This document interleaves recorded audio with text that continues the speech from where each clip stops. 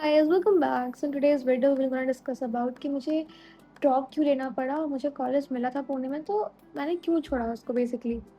Hi, so first of all मैं आपको बताती हूँ मैंने ड्रॉप क्यों लिया। ओके, सो ड्रॉप मैंने इसलिए लिया है क्योंकि जिस कॉलेज में मेरा एडमिशन हुआ था that was a private college. Okay, इन पुणे।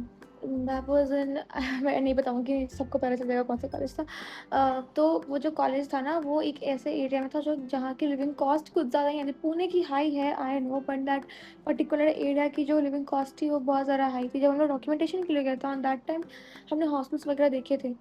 तो कोई भी मतलब इतना ज़्यादा सब लोग एकदम 1 महीने का दे वर चार्जिंग अराउंड 18 के 19 के, मतलब बहुत ज़्यादा ही वो था, क्या कहते हैं, एक्सपेंसिव पड़ रहा था। एंड क्या कहते हैं, कॉलेज की फ़ीस बहुत सही थी। I am not sure about the college का हॉस्टल्स, बट प्राइवेट पीजीज़ वगैरह बहुत ज़्यादा वैसे थे। मुझे हॉस्टल आया था, मतलब उसका जो स्लिप होता है कॉलेज का हॉस्टल वो भी बहुत ज़्यादा महँगा था बाय द वे, तो मुझे लगा वो भी नहीं लेना चाहिए, ठीक है।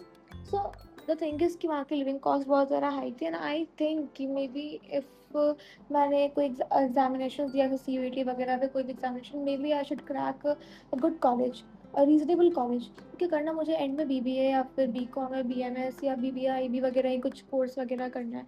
तो इतना ज़्यादा पैसे क्यों खर्च करना एक बैचलर्स की डिग्री पे जिसके बाद जॉब मिलनी जो है वो गारंटीड नहीं होती। Of course you have to work for it ना, यू लाइक आपको स्किल्ड होना ज़रूरी है, आपका कॉलेज का रेपुटेशन भी बहुत इंपॉर्टेंट का मतलब मैटर करता है। So these all things matters. Okay, at the end I thought कि may be I should take a drop, 1 साल तैयारी करके next day may be I give examinations and may be I should crack some another good colleges, reasonable colleges.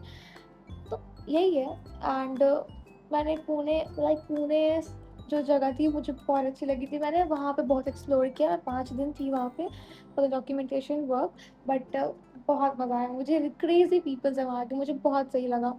And about the drop, like मुझे starting से ही पता था कि drop लेना था कभी मुश्किल, सॉरी, कितना आसान हो कभी होगा ही नहीं, क्योंकि जब आप लोग ड्रॉप लेते हैं ना ऑन दैट टाइम आपका फोमो बहुत ज़्यादा होता है कि आपके बैचमेट्स जो है वो कॉलेजेस जा रहे हैं, कोई बैंगलोर जा रहा है, कोई हैदराबाद जा रहा है, कोई कहीं जा रहा है, कोई कहीं, कोई दिल्ली जा रहा है, कोई बॉम्बे जा रहा है, कोई कहीं जा रहा है, कोई पुणे जा रहा है, लाइक लेजेंड।